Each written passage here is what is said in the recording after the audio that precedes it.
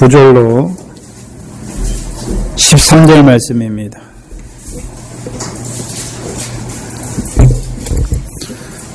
마태복음 6장 9절로 13절 말씀입니다. 이 시간 우리 각자에게 하시는 하나님의 말씀으로 함께 받겠습니다. 그러므로 너희는 이렇게 기도하라. 하늘에 계신 우리 아버지여, 이름이 거룩히 여김을 받으시오며 나라에 임하옵시며 뜻이 하늘에서 이룬 것 같이 땅에서도 이루어지이다. 오늘날 우리에게 일용할 양식을 주옵시고 우리가 우리에게 죄 지은 자를 사하여 준 것 같이 우리 죄를 사하여 주옵시고 우리를 시험에 들게 하지 마옵시고 다만 악에서 구하옵소서. 나라와 권세와 영광이 아버지께 영원히 있사옵나이다. 아멘. 우리가 가장 잘 아는 말씀이며 또한 누구나 다 암송하고 있는 주기도문입니다. 주께서 우리에게 가르쳐, 너희는 이렇게 기도하라 말씀하셔서 우리에게 가르쳐 주신 기도문입니다. 그런데 같은 병행 본문이 누가복음 11장에 나옵니다. 누가복음 11장을 보시면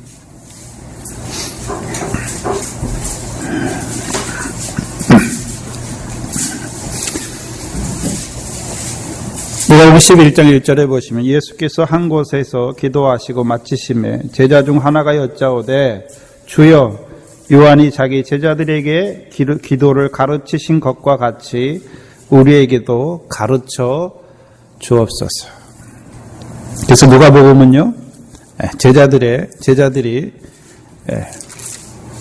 기도를 가르쳐 달라고 한 것에서 예수님께서 그 기도를 가르치면서 말씀하신 것으로 되어 있습니다. 근데 우리가 예수님 당시 예수님의 제자들은 유대인들입니다. 그들은 기도할 줄을 모르는 자들이 아니라 기도가 일상화된 자들입니다. 그래서 그들에게도요, 기도문이 있어요. 그래서 오늘 우리는 주님께서 가르쳐 주시는 기도가 있는 것이고, 누가복음 11장을 보면 세례 요한도 제자들에게 기도를 가르쳐 줬죠. 그렇죠? 그럼 세례 요한의 제자들에게 가르쳐 준 기도는 무엇일까? 그걸 한번 우리가 살펴봐야겠죠. 시간이 많이 걸리니 그건 누가복음 다음에 본문을 할 때, 그럼 세례 요한을 통해서 증거된 말씀을 기초로 한 기도가 될 겁니다. 예수님의 기도도 예수님께서 제자들에게 가르치신 기도를 곰곰이 우리가 생각해 보면 예수님께서 이 땅에 오셔서 우리에게 선포하신 말씀의 뼈대를 두고 하시는 거예요. 그냥 엉뚱한 거, 예수님이 말씀하지도 않은 것을 우리에게 기도하라고 그러는 것이 아니라 예수님께서 하나님이 예수 그리스도로 말미암아 나아온 자들 너희에게 이루시는 일에 대해서 말씀하시죠. 그래서 주기도문의 동사를 쫙 보시면 동사가 몇 개 나옵니까? 이름이 거룩히 여김을 받으시오며 나라에 임하옵시며 땅에서도 이루어지이다.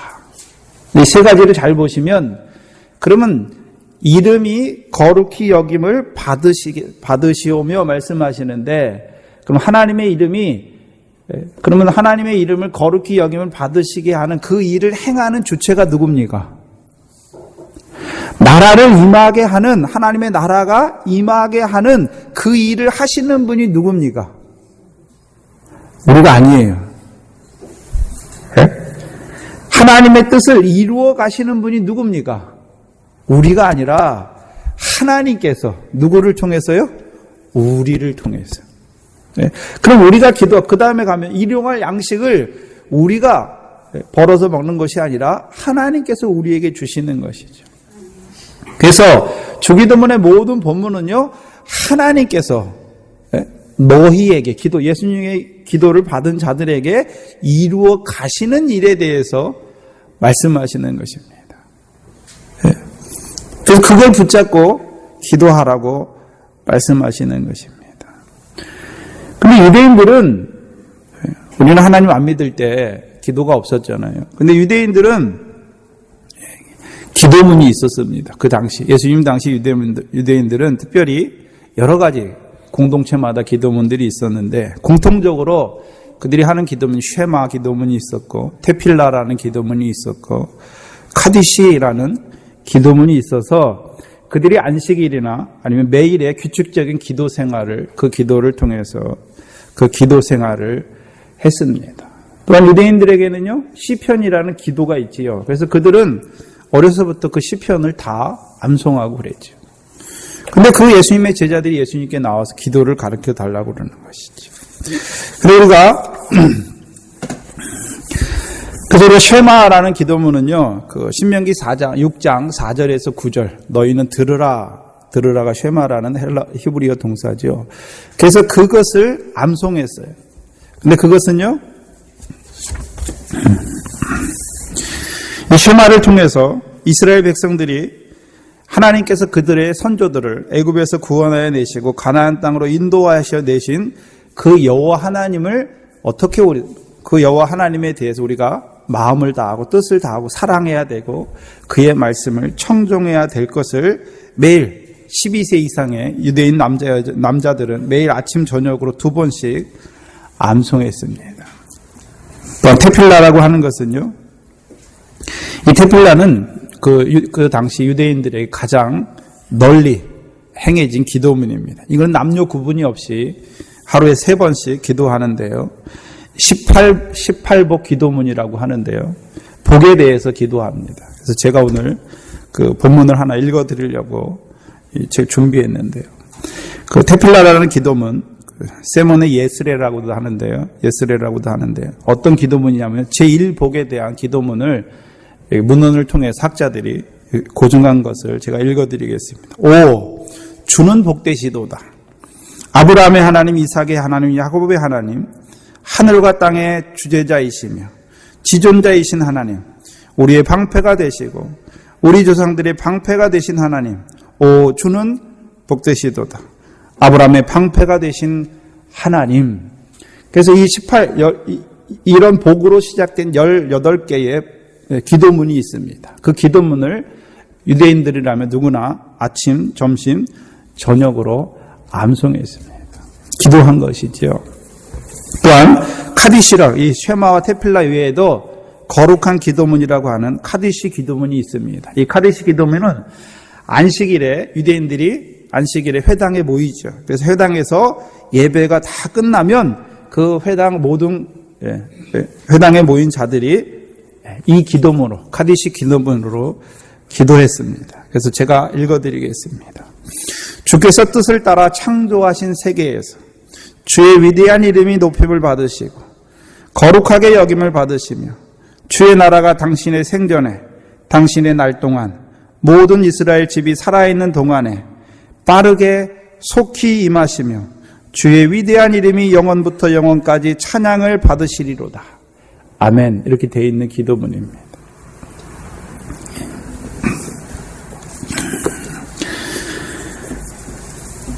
우리가 카디시 기도문을 잘 보면 주기도문의 기도문과 우리 주님께서 가르치신 기도문과 맞닿아 있는 것이죠.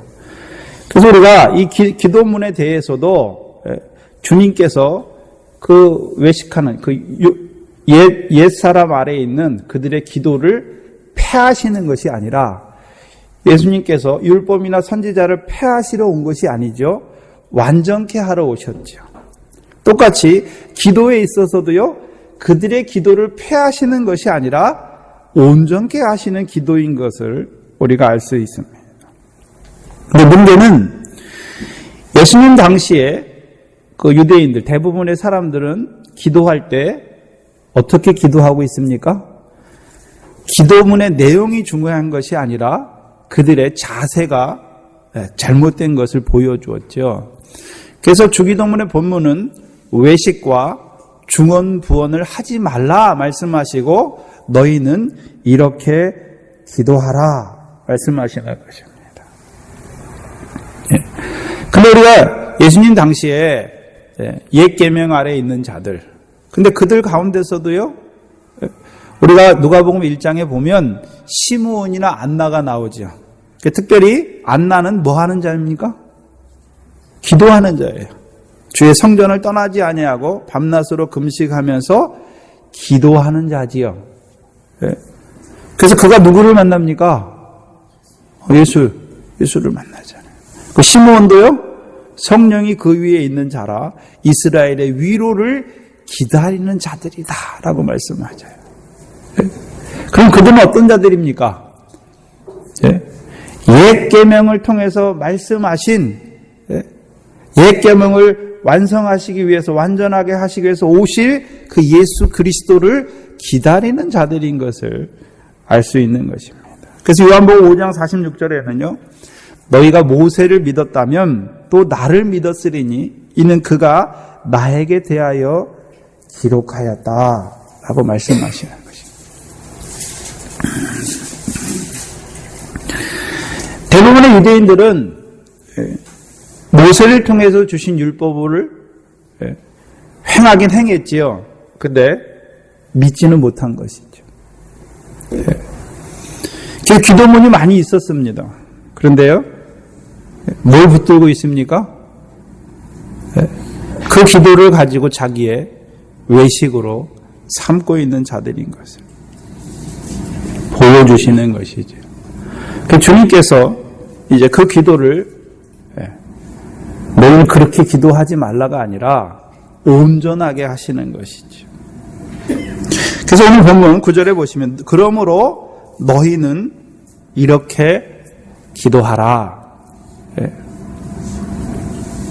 그러므로 앞에 뭐가 있습니까? 그러면 외식하는 자와 같이 기도하지 말라 말씀하시고 또 중언부언 하지 말라 말씀하시고 뭐에 대해서 말씀하십니까? 너희는 이렇게 기도하라. 너희는 어떤 자들입니까? 너희에게 가르쳐 주신 기도지. 너희는 어떤 자들입니까? 산에 올라온 자들이잖아요. 또 산에서 하나님의 나라의 복에 대한 말씀으로 말미암아 하늘의 상을 바라보는 자들이고 또 그들을 하나님께서 세상의 소금과 빛으로 세우셨죠. 착한 행실, 더 나은 의를 행하는 자로 세우심 받은 자들에게 주신 기도문입니다. 그럼 그들에게 이 기도를 통해서 어떻게 기도해야 될 것인지 또는요 무엇을 위해 기도해야 될 것인지를 말씀해 주고 있는 것입니다. 주기도문의 대략적인 구조는 하늘에 계신 우리 아버지여, 이게 서문입니다. 그래서 이 서문을 통해서 우리가 어떠한 자인지, 하나님은 어디에 있고 또 우리는 그 어떤 하나님께 기도하는지 또 어떤 자로 하나님께 나아가서 기도해야 되는지를 우리에게 말씀해 주시는 것이고, 그리고 이제 청원이 나오지요. 기도의 간구 내용이 나오지요. 첫 번째가요, 아버지의 이름이 거룩히 여김을 받으시오, 나라의 임하옵시며 뜻이 하늘에서 이룬 것 같이 땅에서도 이루어지이다. 양식을 주옵시고 우리 죄를 사하여 주옵시고 시험에 들게 하지 마옵시고 다만 악에서 구하옵소서. 이게 기도의 내용입니다. 그리고 마지막에요, 나라와 권세와 영광이 아버지께 영원히 있사옵. 이게 송영이지요. 근데 주기도문의 핵심을 이루는 것은요, 이 청원의 내용이죠. 기도의 내용이죠. 간구의 내용입니다. 근데 간구의 내용을 우리가 동사를 따라서 살펴볼 수가 있죠. 먼저 세 가지죠. 이름이 거룩히 여김을 받으시며 나라에 임하옵시며 뜻이 하늘에서 이룬 것 같이 땅에서도 이루어지이다.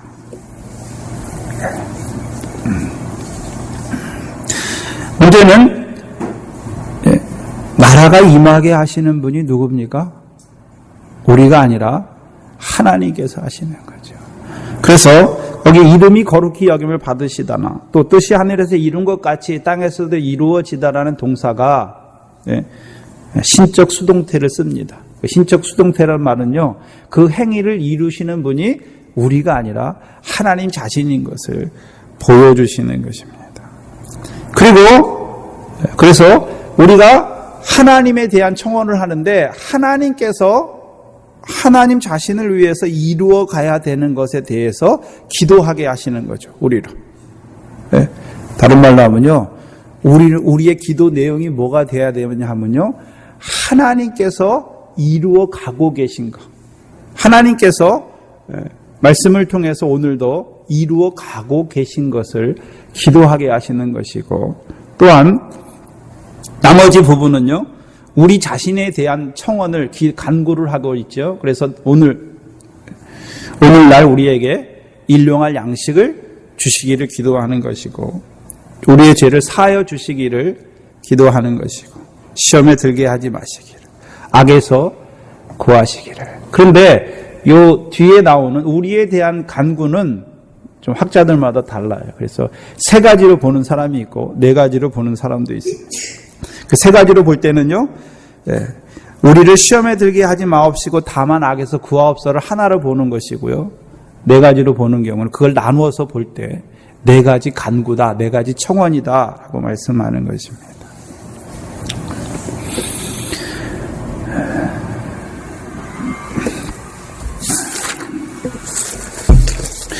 이게 주기도문의 구조입니다. 그리고 마지막에 송영이 나오죠.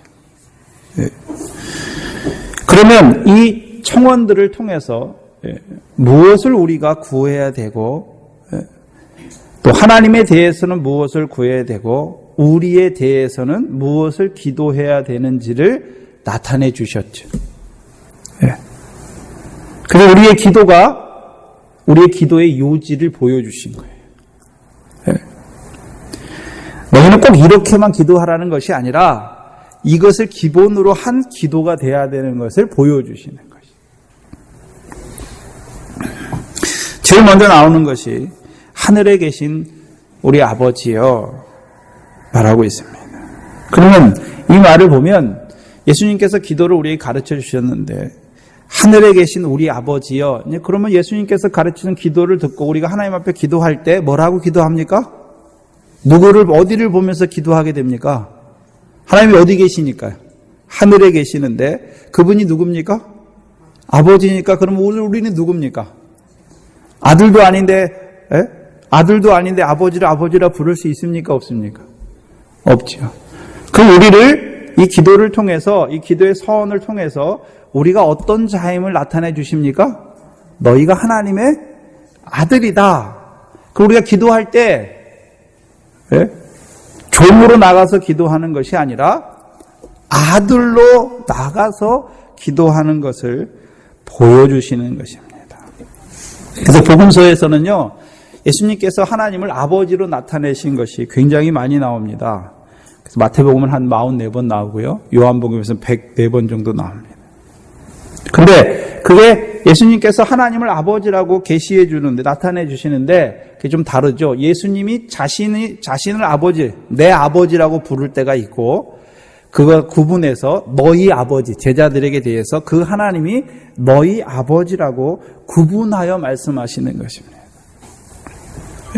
그래서 예수님께서 내 아버지께서, 그 말씀이 많이 나오죠. 그리고 뭐라 그럽니까? 너희 아버지. 내가 내 아버지, 곧 너희 아버지, 너희 하나님, 내 하나님, 너희 하나님께 올라간다라고 말하고 있는 것입니다. 근데 오늘 본문은요, 너희 아버지라고 말씀해 주십니다. 이 기도를 따라서 우리는요, 너희 아버지가 아니라 우리 아버지로 기도하게 되는 것이죠. 아버지로 기도한다는 의미가 무엇입니까? 아들로서 아버지께 기도한다는 것이 오늘 묵도 시간에 읽어드린 말씀과 같이 아버지와 사귐의 자리에 들어가는 것을 말씀하는 거죠. 기도가 뭡니까? 사귐이에요, 사귐. 사귐이라는 말을 요한 1서에서는 다른 말로 무엇이라 그랬습니까? 함께합니다. 함께합니다. 그럼 뭐가 함께하는 것입니까? 동행을 말하잖아요. 동행은 하나님이 우리와 동행하는 것이 아니라 우리가 하나님과 동행하는 것이죠. 기도에서 그것을 기도에서 적용시켜 보면 내 뜻이 이루어지는 게 기도가 아니라 하나님의 뜻이 내게서 이루어지는 것이 무엇입니까? 이것이 기도에서의 사귐입니다. 근데 문제는 유대인들은 하나님을 아버지라고 부르질 못해요. 그렇죠? 예수님이 처음에 오셔가지고 이제 그 하나님, 하늘에 계신 하나님을 아버지로 우리에게 가르쳐 주시죠. 그래서 마태복음 11장 27절을 보시면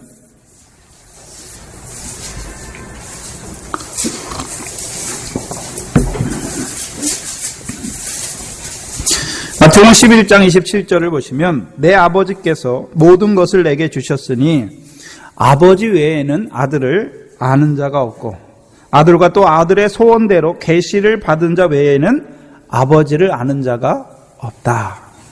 그 예수님께서 지금 제자들에게 하시는 일이 무엇입니까? 기도 서원을 통해서 뭘 나타내주고 있습니까? 계시. 그 계시를 통해서요 아버지를 알게 하시는 거죠. 아버지를 알게. 그래서 우리가 이 주기도문 넘어오기 전에 계속해서 마태복음만 보면 마태복음 5장 16절이 처음 나오죠. 마태복음 5장 16절에 보시면 이같이 너희 빛을 사람 앞에 비추게 하여 저희로 너희 착한 행실을 보고 하늘에 계신 너희 아버지께 영광을 돌리게 하라. 그럼 하나님은 어떤 하나님입니까? 너희 아버지인데 무엇을 받으시는 하나님입니까? 영광을 누구를 통해서요? 누구를 통해서요? 너희 빛을 비추게 하는 착한 행실을 통해서 그 착한 행실을 보고 저들로 너희 아버지께. 그럼 하나님은 뭐 받으시는 하나님입니까? 지금 계시해 주시는 거예요. 하나님은 영광을 받으시는 하나님입니다. 근데 영광 받으시는데 누구를 통해서요? 너희의 착한 행실을 통해서. 두 번째는요, 5장 45절입니다.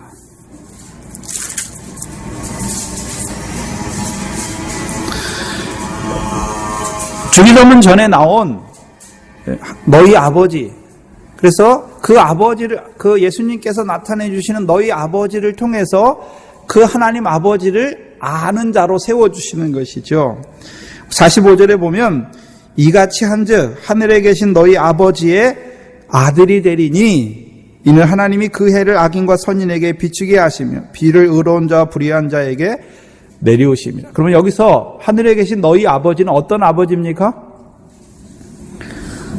어떤 아버지입니까? 해를 악인과 선인에게 비추시는 아버지. 비를 의로운 자와 불의한 자에게 내리시는 아버지. 예. 무엇을 통해서요?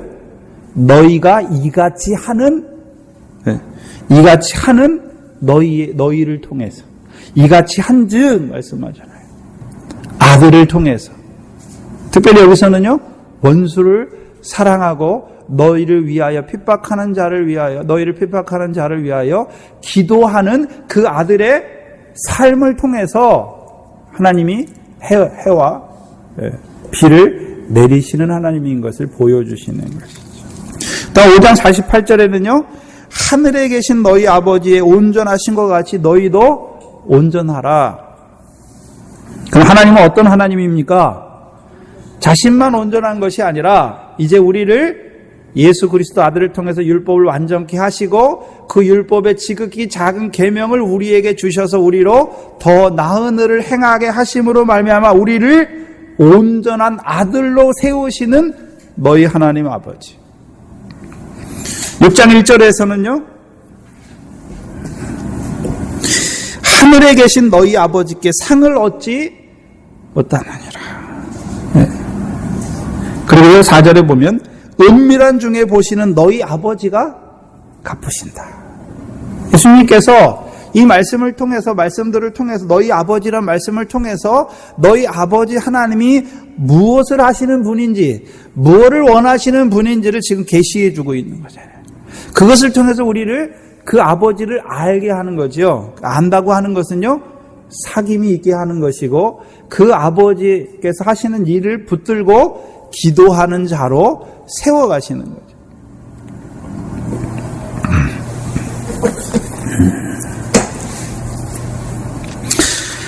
구약에서도 하나님을 아버지라고 부릅니다. 근데 구약에서 하나님에 대한 하나님을 부를 때 아버지라고 호칭을 할 때는 극히 제한적입니다. 그래서 대부분이요, 하나님 편에서 이스라엘 백성의 전체에 대한 계시로 주신 거예요.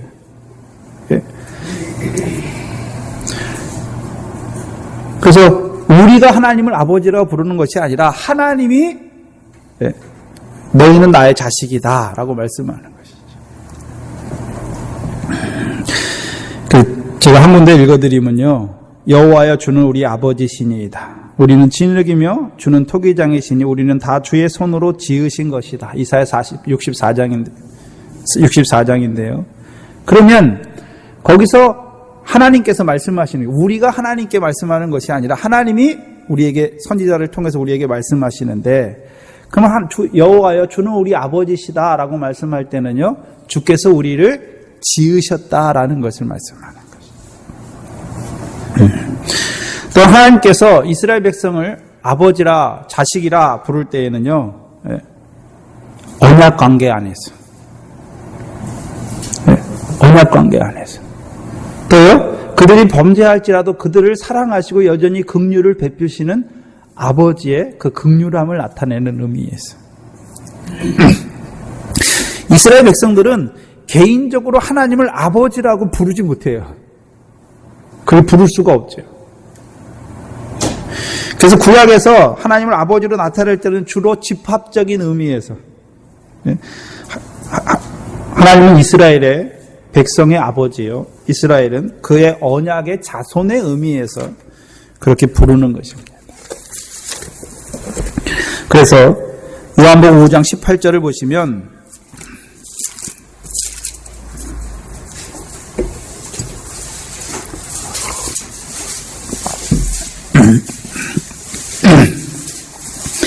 유대인들이 이를 인하여 더욱 예수를 죽이고자 하니, 그 유대인들이 예수님을 죽이고자 하는 이유가 무엇입니까?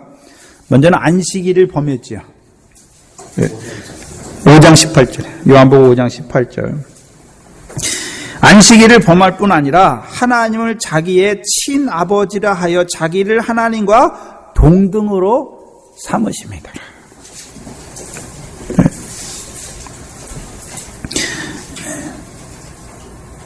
우리가 거꾸로 생각해 보면, 이 본문을 가지고 또 거꾸로 생각해 보면, 하나님을 자기 친아버지라 부르셨죠. 그걸 통해서 자기를 하나님과 동등한 위치로 삼으신 것이죠. 그것을 유대인들이 분개했지요. 그러면 거꾸로 이 예수님께서 하나님을 자기 아버지라 말씀하셨죠. 그래서 예수님 자신을 하나님과 동등한 위치에 세우셨죠. 거꾸로 보면 하늘에 계신 너희 아버지라고 말하는 것 안에 우리를 어디에 자리에 세우는 것입니까? 하나님과 하나님의 친아버지의 아들로 하나님과 동등한 위치에 세우시는 것이죠.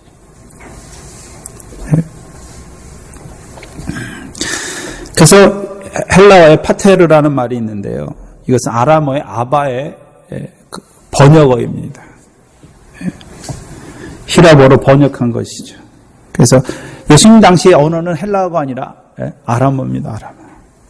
그래서 예수님 당시의 유대 사회에서 주로 어린아이들이 아빠를, 자기 어린아이가 한 2-3살 먹은 어린아이가 자기 아버지를 향하여 부를 때 아바라고 부르는 거죠.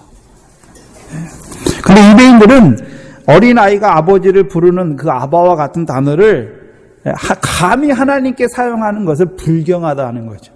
그걸 신성모독이라고 하는 것입니다. 예수님을 죽이죠. 왜 죽입니까? 신성모독의 죄로 죽이시는 거예요.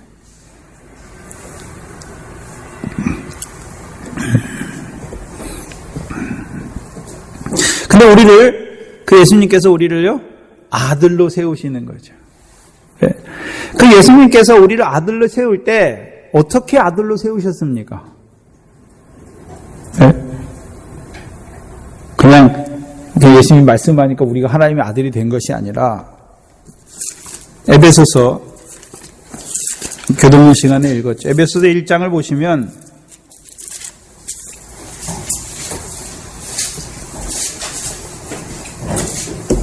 5절에 보시면 그 기쁘신 뜻대로 우리를 예정하사 예수 그리스도로 말미암아 자기의 아들들이 되게 하셨다. 그 우리는 누구로 말미암아 하나님의 아들이 되었습니까? 근데 잘 생각해 보세요. 예수님께서 예수 그리스도를 누가 보냈습니까? 지금 예수 그리스도로 말미암아 우리를 자기 아들들이 되게 하신 그 행위를 누가 하셨습니까? 하나님이.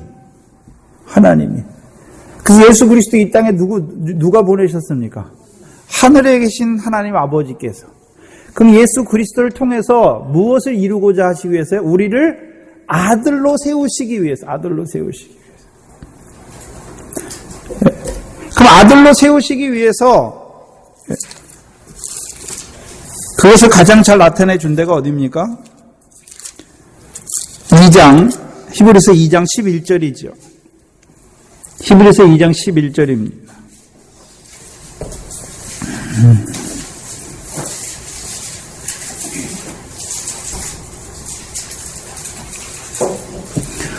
히브리서 2장 11절을 보면 거룩하게 하시는 자가 누굽니까? 하나님의 아들 예수 그리스도. 그러면 하나님의 아들 예수 그리스도로 말미암아 거룩하게 함을 입은 자가 누구입니까? 우리잖아요. 그래서 우리가 아들, 하나님 앞에, 예수님께서 우리를 하나님 앞에 아들로 세우실 때는 그냥 아들이 아니라 거룩하게 함을 입은 아들로 세우시는 거죠. 그 예수 그리스도께서 우리를 어떻게 거룩하게 하셨습니까? 네, 히브리서 10장이죠. 네? 히브리서 10장 10절입니다. 이 뜻을 쫓아, 하나님의 뜻이 있죠. 예수 그리스도의 몸을 단번에 들이심으로 말미암아 우리가 거룩함을 얻었다. 네. 문제는 왜 하나님께서 내 아버지와 너희 아버지를 구분하십니까? 예수님은 거룩하게 하시는 아들이고 우리는요 그 예수님으로 말미암아 거룩하게 함을 입은 아들로 서는 것입니다. 그래서 요한복음 요한 1서의 사귐, 하나님과 그 아들 예수 그리스도와 사귐이죠. 그 사귐의 전제가 뭡니까? 거룩하게 하심으로 말미암아 사귐이죠. 그래서 하나님이 거룩하시죠. 그러면 아들 된 우리도 어떻게 됩니까? 거룩이죠. 근데 우리가 거룩할 수 있습니까? 없습니까? 없으니까 누구를 통해서요? 하나님의 아들인 예수 그리스도를 통해서 그의 십자가와 부활을 통해서 우리를 거룩한 자로 아들로 세우시고 아들로 세우시는 거죠. 그 아들의 자리에서 기도하는 것입니다.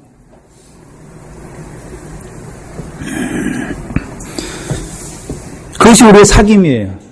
그 기도를 다른 말로 하면요, 하나님과 그 아들 예수 그리스도의 사귐의 한 방편이 뭡니까? 그게 기도입니다. 기도예요. 그건 1차적인 거예요. 지금 1차적인 것인데. 그럼 더 나아가서 우리가 기본적으로 생각할 수, 상식적으로 생각할 수 있는 게 무엇입니까? 하나님이 아버지죠. 우리가 아들이지요. 네? 그러면 우리가 예수 그리스도로 말미암아 거룩하게 되기 전에, 거룩함을 잊기 전에는 아들이 아니었습니까?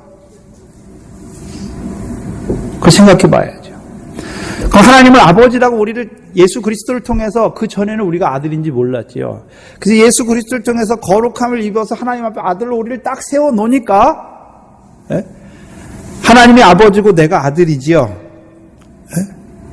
그러면 아버지하고 아들은 무슨 관계입니까? 여기 자녀들 한번 손들어 보세요. 부모가 살아계신 자녀들 한번 손들어 보세요. 부모님이 살아계신 자녀들. 왜 아버지라고 부릅니까? 생명을 줬잖아요. 생명관계. 우리가 육신의 아버지를 왜 아버지라고 부릅니까? 육신의 생명을 받았기 때문에. 그럼 우리가 하나님을 아버지라고 할 때는 하나님께 뭘 받았습니까?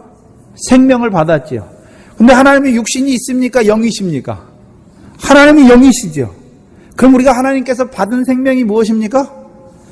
영의 생명을 받았지요. 문제는 모든 사람이 죄를 범함으로 하나님의 영광에 이르지 못한 것이죠. 그 죄가 어디서 나옵니까? 로마서 5장 아담 한 사람의 범죄로 말미암아 모든 사람이 죄를 범하게 되는 것을 보여주시죠. 원래 우리가 아들이었어요. 근데 뭐로 말미암아요? 죄로 말미암아 하나님의 영광에 이르지 못하는 것이죠. 그러면 예수 그리스도께서 이 땅에 오셔서 죄로 말미암아 하나님의 영광에 이르지 못하는 그들을 거룩하게 십자가로 거룩하게 함을 얻은 자로 세우시는 이유가 무엇입니까? 영광에 이르게 하시기 위해서.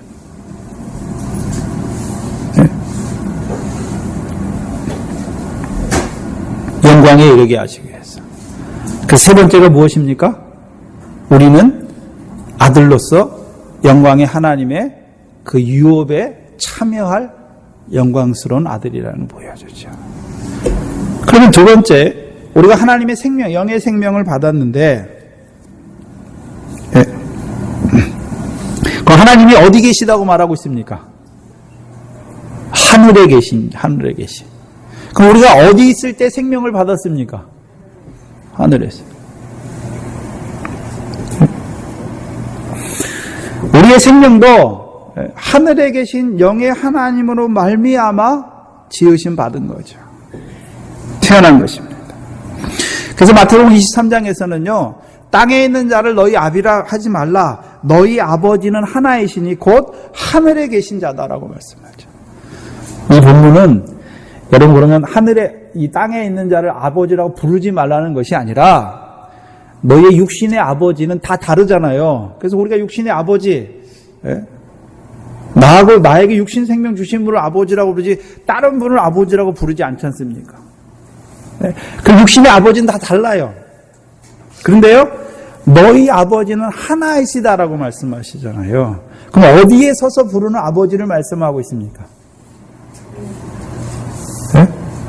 육신 관계에 속한 것이 아니라 영에 속해서 너희 아버지는 하나라고 말씀하시잖아요. 그래서 아버지도 육신의 아버지. 제가 하나님을 아버지라고 부르잖아요. 근데 저기 제 자녀들이 있는데 자녀들도 하나님을 뭐라고 부릅니까? 계족보잖아요. 그러면 족보가 이상하게 되잖아요. 내가 하나님을 아버지라고 부르면 나의 자녀들은 하나님을 할아버지라고 불러야 되는데 뭐라고 부르고 있습니까? 아버지. 그 의미에서 너희 아버지는 하나라고 말씀하시는 거죠.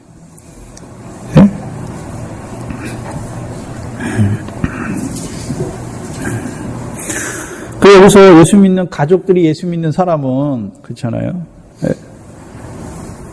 남편과 부인도 육신의 아버지는 다 다르잖아요. 근데 하나님 아버지는 같단 말입니다. 자녀들도 똑같죠. 왜 그렇습니까?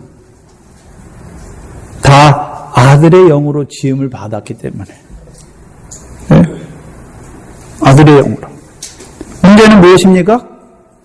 이제 이 땅에 보내실 때 먼저 오는 자가 있고 나중 오는 자가 있지요. 보내심을 받은 순서가 다른 것이죠. 그러면 우리가 하나님에 대해 생각할 때 하나님은 스스로 계신 분이죠. 그럼 나머지 모든 피조물들은요, 그 하나님으로 말미암아 지음받은 피조물이죠. 그리고 우리가 피조물이잖아요. 여러분 천사 있습니까? 없습니까? 천사 있습니까? 없습니까? 있잖아요. 눈에 보입니까? 천사는 영물이죠. 영이죠. 그럼 영 천사가 있는 거 보니까 천사도 분명히 피조물이니까 지음 받을 때가 있었을 거 아닙니까? 그래서 우리가 창세기 1장 1절은 태초죠. 태초에 하나님이 천지를 창조하시니라. 그 천지는 육신에 보이는 세계의 천지를 하나님이 창조하신 것이고, 그러면 우리도 하나님의 아들의 영으로 지음받았고 천사들도 지음받았을 테니까 분명히 지음받은 때가 있잖아요. 그 요한복음 1장 1절이죠. 태초에 말씀이 계시니라. 그것은 하나님의 태초를 말씀하시는 거예요. 하나님은 시작이 없으니까, 끝도 없으니까, 영원부터 영원까지 계신 분이니까. 그럼 그 태초는 무슨 태초입니까? 피조물의 태초인데 창세기 1장 1절과 대비돼서 보이는 세계의 시작이 아니라 보이지 아니하는 세계의 시작을 우리에게 보여주시는 것이죠. 그래서 우리가 욥기서 38장 1절에서 7절을 보면 하나님이 태초에 천지에 주초를 놓으실 때, 이 천지를 창조하실 때 새벽별들과 하나님의 아들들이 기뻐 노래하였다 말씀하는 것이죠.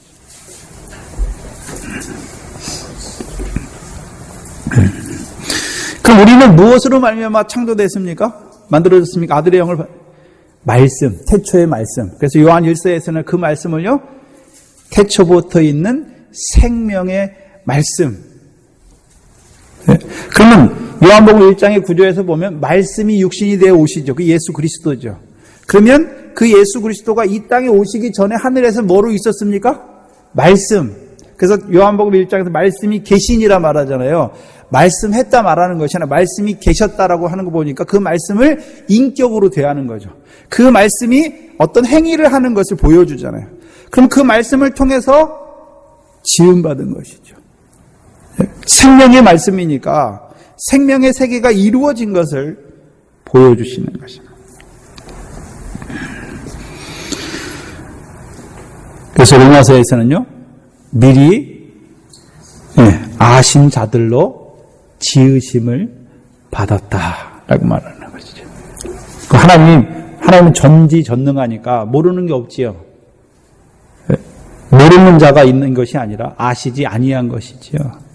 그 택자의 세계를 말씀하는 것이죠.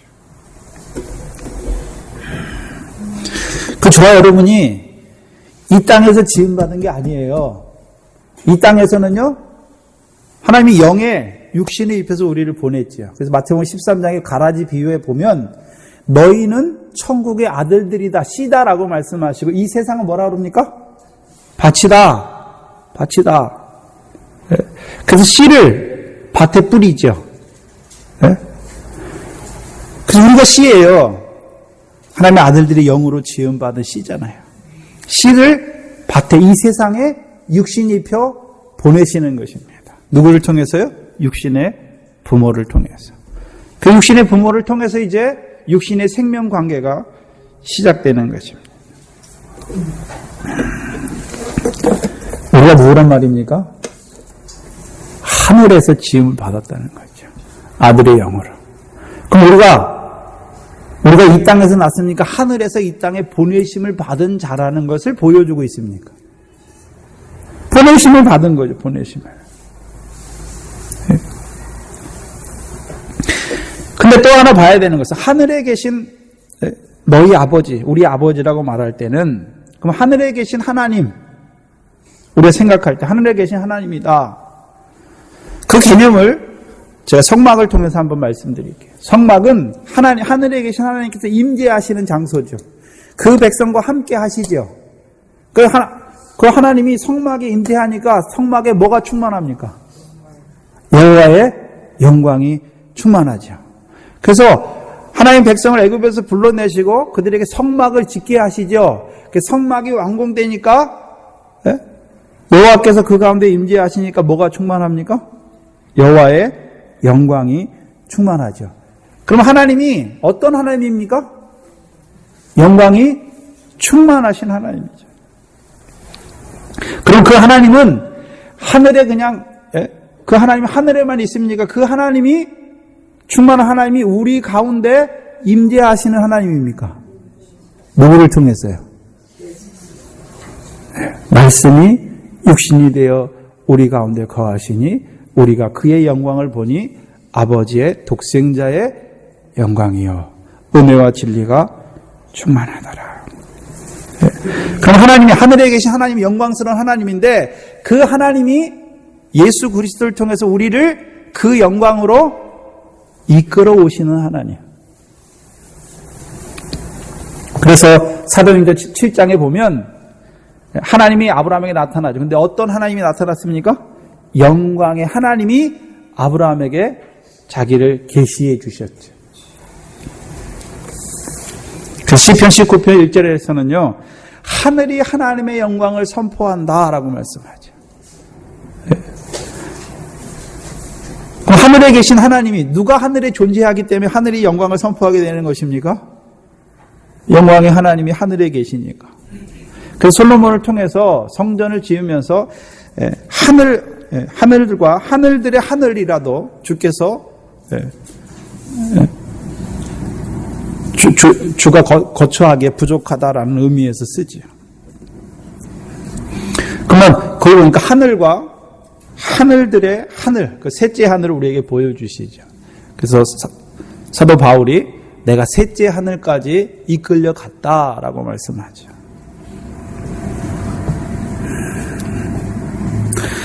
그러면 하나님께서 우리가 아들인데, 그럼 우리가 아들이라고 할 때는 영광스러운 하나님의 아들이지요. 영광스러운 하나님의 아들이지요. 그래서 에베소 1장 4절에서는요, 창세 전에 그리스도 안에서 우리를 택하셨다라고 말씀하시죠. 그리스도 안에 택했다는 의미가 무엇입니까? 그리스도는요, 예수님께서 십자가에 죽으시고 부활하셔서 만왕의 왕의 영광의 주를 말씀하실 때 누굽니까? 그리스도예요. 창세 전이니까 이 세상이 지어지기 전에 우리를 그리스도 안에서 택하셨다는 말이 무엇입니까? 영광 받을 자로, 그리스도의 영광, 그리스도와 함께한 후사, 그 영광을 이을 자로 우리를 택하신 아들인 거죠, 우리가. 네.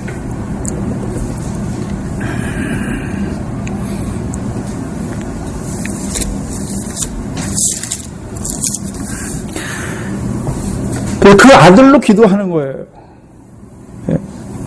또한 그러면 지금 이제 너희는 이렇게 기도하라 말씀할 때 너희는 지금 어디에 있습니까? 우리가 하나님은 어디에 계시고요? 하늘에 계시고 우리는 어디 있습니까? 땅에 있잖아요. 뭘 보여주십니까? 창세전에 그리스도 안에서 그 영광 받을 자로 미리 아신 자로 택하여 주셨고 그 아들의 영에 육신을 입혀서 밖과 같은 세상에 우리를 보내신 하나님을 아버지라고 부른다면 그 하나님께서 육신 입혀 보내신 자녀들에게 이루시는 일에 대해서 기도하게 하시는 거예요. 주기도. 그러면 씨를 밭에 왜 뿌립니까? 열매죠, 열매. 열매잖아, 열매. 그 하나님 천지를 창조하신 목적이 무엇입니까? 그 씨들을 밭된 세상에 보내서 그 영광에 합당한 열매를 맺게 하시려고.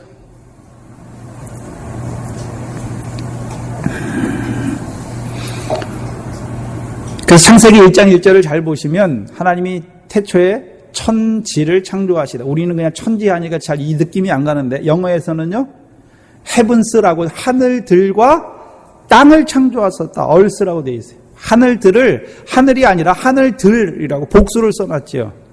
근데 창세기 1장을 쭉 보면 그 뒤에 하나님이 태초에 천지를 창조하시니라 말씀하셨고 하늘들과 땅을 창조하셨다고 말씀하셨고 1장에서는 뭐에 대해서만 이루십니까? 땅에 대해서 이루어 가시는 일만 계속 기록하고 있잖아요. 그러면 이미 하늘에서는 어떻게 됐단 말입니까? 이루어졌죠. 이루어졌어요. 하늘에서 이룬 것 같이 땅에서 이루어 가시는 거예요. 그럼 주기도문의 내용이 무엇입니까? 하늘에서 이룬 것처럼 땅에서 이루어 가시는 하나님에 대해서 기도하는 것이죠. 그 하나님의 아들로 기도하는 것입니다. 그래서 로마서 8장에서는요, 하나님이 천지를 지으신 목적을 나타내시죠. 네? 로마서 8장 19절입니다.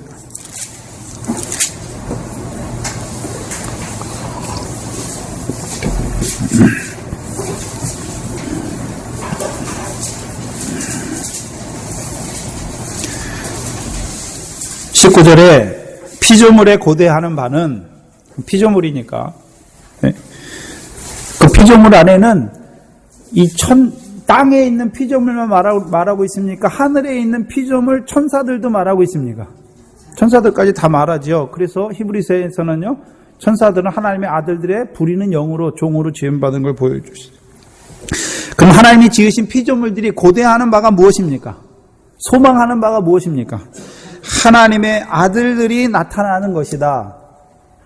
그럼 여기 하나님의 아들들이 나타난다는 의미는 로마서 8장에서 17절에 보시면 8장 17 자녀임은 또한 후사 곧 하나님의 후사요 그리스도와 함께한 후사니 우리가 그와 함께 영광을 받기 위하여 고난도 함께 받아야 된다. 그럼 하나님의 아들들이 나타나는 것은 누구로 나타나는 것입니까? 여기서는요 하나님의 후사로 그리스도와 함께한 후사로 그 영광 받을 후사로 나타나는 것을 누가 고대하고 있습니까? 피조물이.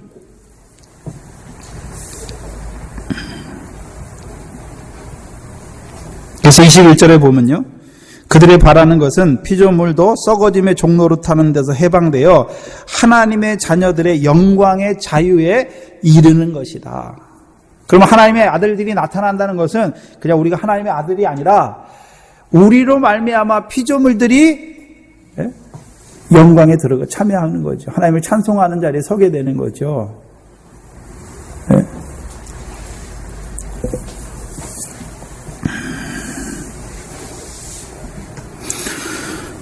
영광의 자유에 이르는 것입니다. 지금 피조물도 종로로 타고 있죠. 그래서 하나님의 아들로 우리가 이 세상에서 이 피조물들을 써갈 때 하나님의 아들로 하나님께서 아들들을 통해서 이루시고자 하신 그 뜻대로 우리가 피조물들을 써갈 때 그 피조물들도 종로로 타면서 해방되어 자유하는 자리에 서게 되는 거죠.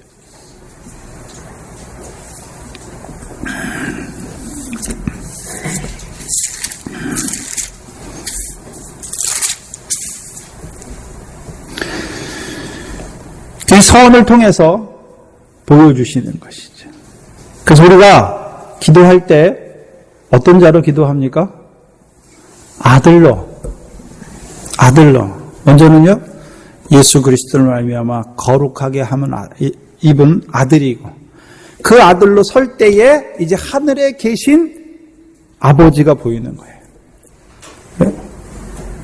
그래서 하늘에 계신 아버지, 어떤 아버지입니까? 창세전에 그리스도 안에서 우리를 그 영광 받을 자로 택하신 아버지. 네. 또한 이제 그 아들을 통해서, 그 아들 예수 그리스도를 통해서 우리를 그 영광의 유업에 이르게 하시는 아버지. 또한 우리를 잠시 그 영광을 위하여 육신 입혀 밖과 같은 세상에 보내신 아버지. 그래서 우리가 육신으로 보내심 받은 것을 강조하기 위해 쓰는 게 무엇입니까? 나그네.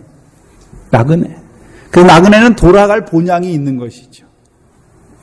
그래서 우리가 아들로 살아갈 때 이 땅에 하나님이 우리 아버지니까 나를 이 땅에 영원히 살게 하시는 것이 아니라 잠깐 이 밖과 같은 세상에 그 영광에 합당한 열매 맺게 하시기 위해서 보내심을 받은 아들로 살아가는 것입니다.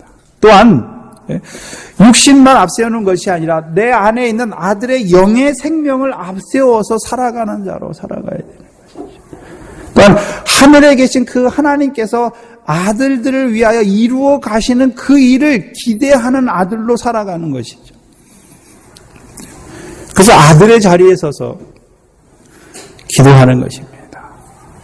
그 주기도문 첫 번째가 무엇입니까? 우리가 하늘에 계신 하나님의 아들인 것을 밝혀주시는 것이죠. 기도하겠습니다.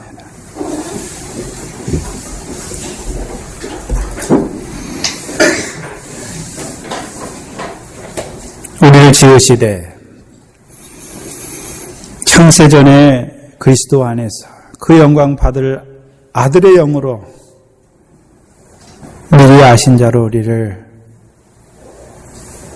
지으신 아버지 하나님, 또한 그 영의 잠깐 육신을 입혀 밖과 같은 세상에 씨로 우리를 보내셔서 그 영광에 합당한 열매를 맺게 하시기 위하여 오늘도 아들들을 위하여 역사하시는 아버지 하나님 감사합니다. 오늘 말씀을 통해서 우리가 어떤 아들이며 또한 우리를 위하여 우리를 그 영광스러운 자로 세우시기 위하여 그 일하시는 그 아버지의 아들임을 우리로 밝히 보게 하셨사오니 늘 우리의 기도가 그 아들을 위하여 일하시는 그 하나님의 역사 안에서 그 하나님의 이루심을 바라보면서 우리 기도가 이루어지는 기도가 되게 하시며 또한 우리의 삶이 그 기도대로 이루어지는 삶의 자리에 설 수 있도록 아버지 하나님 우리의 기도를 붙들어 주시며 우리의 기도대로 하나님께서 이루어 주셔서 또한 그 응답 안에서 그 하나님의 이루심 안에서 하나님을 찬송하는 저희들 되게 하여 주시옵소서. 우리가 미련하여서 무지하여서 그 아들의 자리를 망각하고 그 하나님의 뜻을 잊어버리고 육신에 속하여 세상에 속하여 살아갈 때가 많은 저희들 다시금 이 기도를 통하여 우리를 회복시키시며 그 아들로 하나님의 영광의 유업을 얻을 아들로 다시금 우리를 세우시며 기도하게 하시니 감사합니다. 늘 이 아들의 자리에 서서 담대하게 기도하는 저희들 되게 하여 주시옵소서. 이 기도가 우리의 삶이 되게 하시며 또한 이 기도를 통하여 하나님께 나아가는 저희들 되게 하여 주시옵소서. 이 기도로 말미암아 늘 하나님과 그 아들 예수 그리스도 안에서 우리와 함께 하시는 그 사귐의 자리에서 그 영광스러운 하나님을 찬송하는 저희들 되게 하여 주시옵소서. 하나님께 나올 때 하나님께서 우리에게 주신 것 가운데 구별하여 드린 11조 감사 주의런 거 믿습니다. 우리를 잠깐 이 땅에 보내시고 또한 모든 피조물들을 우리를 위하여 그 영광을 얻게 하시기 위한 구원의 재료들로 주시고 또한 이 물질들도 우리에게 허락하여 주셔서 이 물질로 말미암아 결실하게 하시니 감사합니다. 늘 그 하나님의 은혜 안에서 풍성함을 누려가는 저희가 되게 하여 주시옵소서. 예수님의 이름으로 기도하옵나이다. 아멘.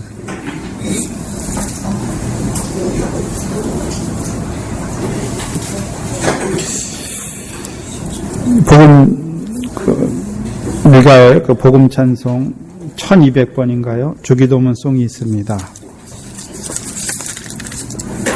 네, 1200번이네요. 우리 찬송가에 있는 주기도문송은 좀 어려워서 은혜 찬송 1200번입니다. 이것도 저 처음 불러봐서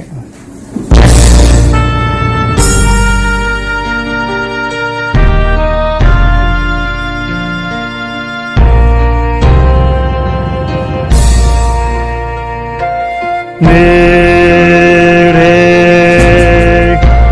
계신 아버지 이름 거룩하사 주님 나라 임하시고 뜻을 이루어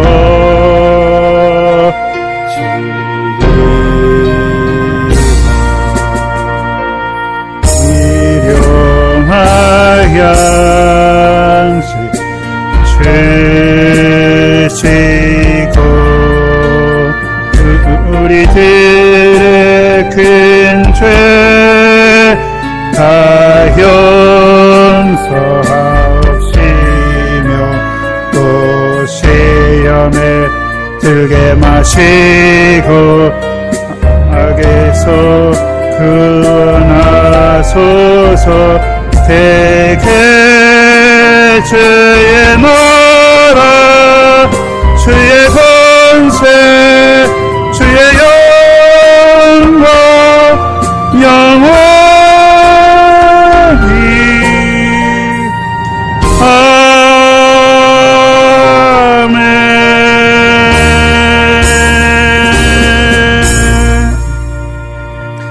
아멘. 원래 우리 주기도문에서는요, 마태복음 대개가 있습니까? 없습니까?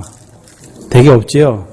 그래서 신편 나온 그 주기도문에는 대개가 없는 것으로 빠져 있습니다. 그래서 저희는 마태복음 본문대로 대개를 빼고 합니다. 이 시간은 우리 이번 달 요절 말씀을 같이 암송하겠습니다. 읽겠습니다. 마태복음 5장 43절로 48절입니다. 매일 한 번씩 좀 읽으세요. 암송하시죠. 천천히 같이 암송하겠습니다. 또 내 이웃을 사랑하고 내 원수를 미워하라는 말을 하였다는 것을 너희가 들었으나 나는 너희에게 이르노니 너희 원수를 사랑하며 너희를 핍박하는 자를 위하여 기도하라. 이같이 한즉 하늘에 계신 너희 아버지의 아들이 되리니 이는 하나님이 그 해를 악인과 선인에게 비추게 하시며 비를 의로운 자와 불의한 자에게 내리우심이니라. 너희가 너희를 사랑하는 자를 사랑하면 무슨 상이 있으리요? 세리도 이같이 아니하느냐? 또 너희가 너희 형제에게 무난하면 남보다 더하는 것이 무엇이냐? 이방인들도 이같이 아니하느냐? 그러므로 하늘에 계신 너희 아버지의 온전하신 것 같이 너희도 온전하다. 그래서 온전하라고 할 때는요, 의를 행하는 것도 온전하지만 우리의 기도에 대해서도 온전해야 되는 거죠. 그래서 그 육적 유대인들의 기도가 잘못된 것이 아니에요. 그렇죠? 근데 외식할 때는 그게 잘못됐지만 육적 유대인들도 그 율법의 발언 안에서 기도할 때는 그게 뭡니까? 온전하지 못하지만 기도가 있는 거죠. 근데 예수님께서는요, 이제 우리에게 기도를 가르쳐 주시는 것은 온전한 하나님의 뜻 안에서 기도하는 자로 우리를 세워가시는 것이죠.